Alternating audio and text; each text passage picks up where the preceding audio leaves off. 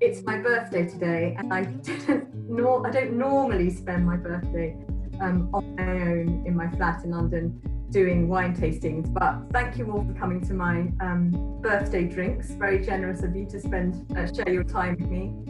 And I've picked a few of my favourites from our staff picks case, which we have put together as part of our campaign. So with no further ado, I'm going to start with the first wine.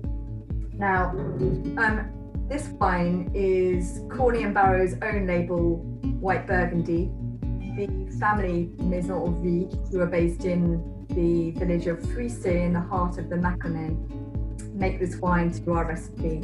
So I go down and see them, once or twice a year, and they bring out lots of samples and we blend them all around.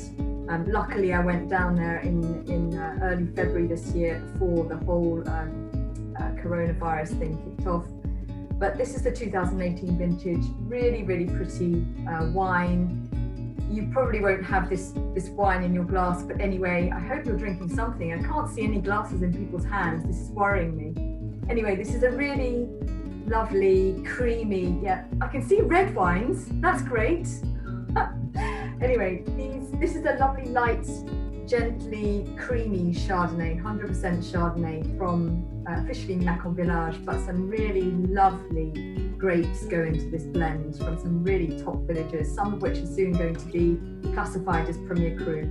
And it's just a lovely, all-purpose, versatile Chardonnay, which is why we put it under our own label, made by lovely, high-quality producers. Just a touch of oak, very clean, fragrance, white flowers, just everything that anybody wants from a white Burgundy. So that's one of my favourite wines from favourite producers. Another of my favourites, because you've got to have favourites, is this wine, also in the staff picks case, called Château Tour de l'Évêque. It's a Rosé de Provence, and it comes from a most fantastic estate, which is run by a third generation lady called Régine Sumer, who actually is responsible for this style of rosé that we now all take for granted.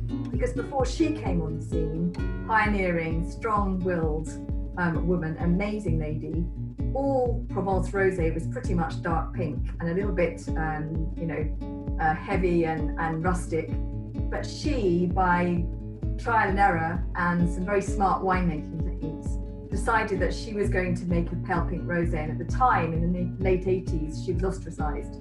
But as a result of that, gradually, her wine style took off. So Régine Sumer is actually responsible for all the beautiful pale pink rosés that we now take for granted. This is a blend of many grapes that are planted in the vineyard near Toulon, in the Var, and it's got an incredible array of grape varieties in it, from Grenache and Cinsault and Syrah, which are quite common in Provence rosés, to Rolle, which is called Vermentino in Italy, and Sardinia, Mourvèdre, a bit of Semillon, so white grapes and red grapes also in the blend. And it's just a lovely, as you can see, it's this pale salmon colour, but it's very creamy. It's a really lovely wine as we go into spring. I'll definitely be drinking this the moment the sun comes out. What it's sort of out. And for people who maybe want a slightly more fruity wine but love whites, or there are sort of two types of rosé wine drinkers, I think. The people who have come from liking white wine and people who have come from liking red wine. And this sort of does the job for both types of drinkers. And this wine really is unbelievably Moorish. I always have a bottle in my fridge. Our third wine, so on to red now, comes from an estate called Rucamalen, who are based in Mendoza in Argentina. It's a really lovely estate with an award-winning restaurant that is recommended regularly in restaurant guides around the world. Actually, it's won Argentina's best winery restaurant. And what's interesting is that, and the reason I'm telling you this, is that they really make wines that go with food. And they've got some amazing recipes that they actually tailor to the wines themselves. And you can drink these wines perfectly on their own, but they are fantastic food wines while remaining supple.